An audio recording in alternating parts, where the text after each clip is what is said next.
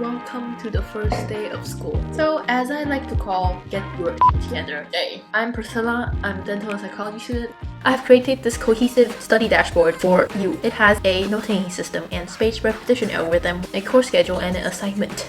And for today's example, we are going to use financial accounting. The gigantic ball of yarn of syllabus, assignments, textbooks, and due dates are just sitting there and daunting me from Canvas. So the first step is to log into Canvas. Canvas has treated me well for the past semesters. Bruh. And we're gonna download our syllabus and open it up. And I'm just scrolling through the syllabus now. This thing is damn 12 pages long. Huh? Thanks for the reading, Professor. Just on to the nitty-gritty of shredding this syllabus down to its bones, and hopefully there's less than 10,000 steps to Boy, if you don't get I have classified them into 7 steps. Ready, girls? First one, we got to look at the admin. That will be professor's office hours, Zoom links, and textbooks that I need to buy, and late work policies. I can see which class I can slack off in. We want to have our courses material and assignments at an app that can notify us before the due date. Consider for all you guys Notion fans out there in the study community, I've created this cohesive study dashboard for you.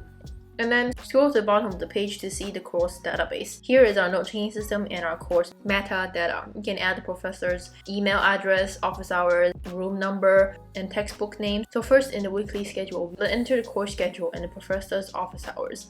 And if your courses are online like mine, you can click on a word and hover your mouse over it, and then click on link and paste your professor or class Zoom link in here. To add another new block for another course or office hour, hover to the left column and the plus sign will appear. Click on the plus sign to add another line of text, or simply just press enter below your course and you can add another time block. And for changing the colors of each block, right click on the block of text and click on color and change your background. We're going to move to the second step. That is to enter an outcome for this course. I'll read the syllabus, purpose, and objective of the course and see how that aligns with my life goals, and possibly extract some useful materials out of this course so I don't waste thousands of tuition fees. We love talking about purpose on this channel, right? Without the purpose, we don't have a North Star and where the heck we're going, so that's why we need a purpose. So next, we are going to enter our outcome, which a cheesy name is the North Star for our course. Scroll to the bottom of the page to see the course database. Here, we can celebrate our wins and remember how we're working towards our outcome. My financial outcome I want to learn how to read financial statements so I can make better investment decisions in the future.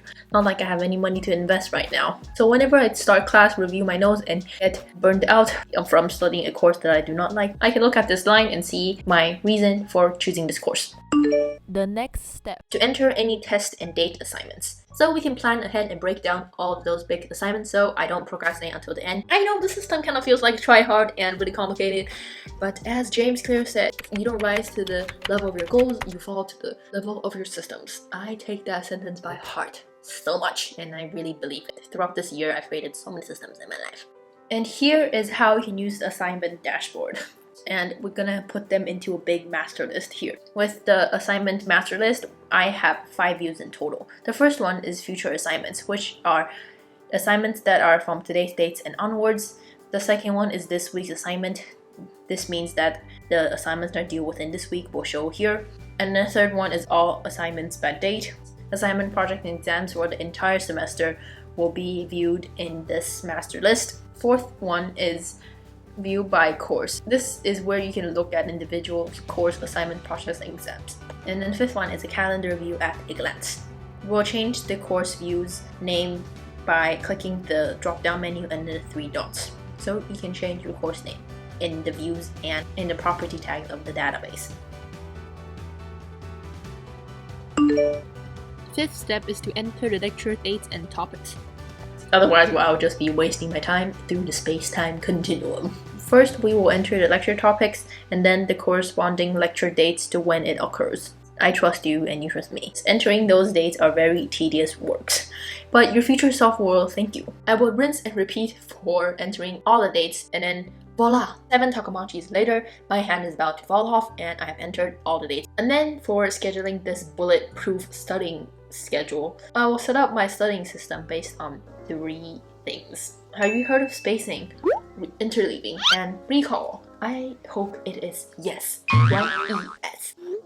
So, what does spacing mean, my friends? Spacing means the opposite of cramming. Do you know why spacing works? In the book Make It Stick, which explains the science of successful learning, says, spaced practice gives your brain the time it needs to strengthen the new knowledge and store it into your long-term memory through consolidation. Each lecture will follow an information processing workflow to apply the concept of spacing. As you move up the information processing pyramid, you'll be more familiar with your knowledge. So after explaining what spacing is, I have created a schedule for you. Here we're gonna take a look at this database right here. Here are 4 sessions here. First one, pre-study. Second one, after the lecture session. Third one, weekly review session. And then fourth one, the monthly review. And then the last box is where the date of the next session will occur. This has a Notion formula inside that has a spaced repetition interval of 3 days, 7 days, and 28 days from the date that the lecture has occurred. So when I click the tick box from the pre-study, and then the next lecture will occur 3 days after, and then 7 days after, and then 28 days. If you don't like this interval, you can also click on the Notion formula and edit it. To change the interval, change the red number behind the property. If you don't like those technical formulas in Notion, you can just remember this rule. Every lecture and content that you study will have to go through this information processing step. After our spaced repetition formula, what are we going to do during our pre-study, after lecture, weekly review, and monthly review? There are specific scientific learning principles that we're going to apply. They are interleaving and full recall. So why does interleaving work? Interleaving my hands together. Interleaving means that I will not study knowledges and concepts in isolation. I will test them from multiple different angles. For example, if this is a concept, I will test this object in different temperatures and bang it on the floor and try to break it and see how it can withstand the test of understanding. Life throws so many things at us, so we always need mixed practices to face the real world situations. That's why interleaving works. It means mixed up practices. Interleaving is very mentally challenging, and the key of using interleaving is that before you finish learning and isolate the concept, we will move on to the next concept or mix them together. And then the third one is full recall. This means that before I study, I will force myself to not look at my notes and not fool myself. I will try to recall my knowledges from scratch here. Remember, repeat with me, kids. Do not fall into the trap of partial recall. Imagine that I'm going to a restaurant that I've been to 30 times. The restaurant's environment will cue some of the memories from here, and this is cued partial recall. Full active recall is when someone asks me what does the food taste like and I'm not in a restaurant. Then I will actively construct the memory in my brain.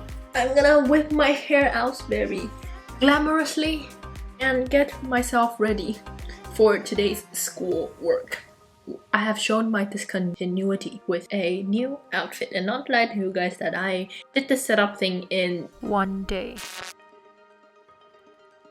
So what do we do in all those studying sessions? The first one is pre-study. This is based off of a science learning technique called priming. Priming means you activate your brain's neuroplasticity for learning and memory. We'll use an analogy to explain what this means. Think of your brain as a car. You need to warm up your engine and put oil on it to smooth the wheels. The priming activity will smooth our brain in order to make this machine run better. We will need to warm it up first with priming and pre-study.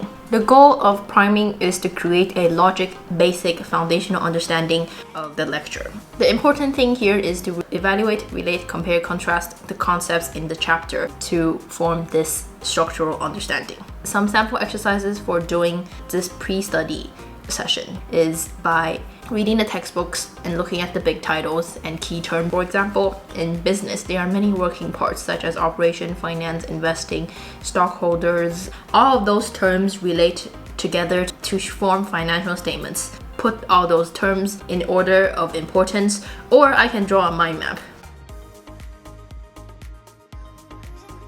Second step is collecting notes. This happens during the lecture. When I take notes during the lecture, I will be very intentional. Any information that are easily understood, self-explanatory, or not important will not be entered into this note-taking system. Why would I want to waste energy on things that I understand already? Getting out of the way of fear of missing out on teacher providing information in lectures is very real. The third step is processing my notes. This session usually occurs right after the lecture or a day after. Here I will process the notes that are collected during the next lecture into a mind map and check that my understanding are solidified from this mind map. Of course, I will not get everything on the first time when I study on my own before the lecture. The brain is better at processing visual information than text from an evolutionary standpoint. The brain is surprisingly good at connecting concepts. So I will connect those new knowledges with concepts that I know already. I will make the new knowledge matter to me more, so my brain will realize that those information are very essential for survival. It should not forget it for an upcoming test. During the conceptualization stage, I will test my understanding of the concepts from the month by using two methods. The first one is teaching an imaginary student, and then the second one is creating my own exam. I would think like an examiner and see how can I create pitfalls and traps for myself and test and solidify my understanding. I will review multiple lectures at once and zoom out to see the big picture of the whole subject. From the processing notes stage, I have mind maps for every single lecture. By viewing those mind maps, I will draw an even more condensed version of it by grouping similar information together. By the end of the conceptualization stage, I will have a very condensed version mind map of multiple lectures, or even less information to study for a test. A side note, finding connections is a muscle. When I start taking notes in this conceptualization method, it feels very weird and I struggle a lot at the beginning too. If you like this video, you might want to check out the video with Notion worksheets for you to find values, set goals, and build self-authorship. Thank you so much for watching and gifting me your time and watching me right here. Wish you a wonderful semester, and I'll see you guys next time. Bye bye!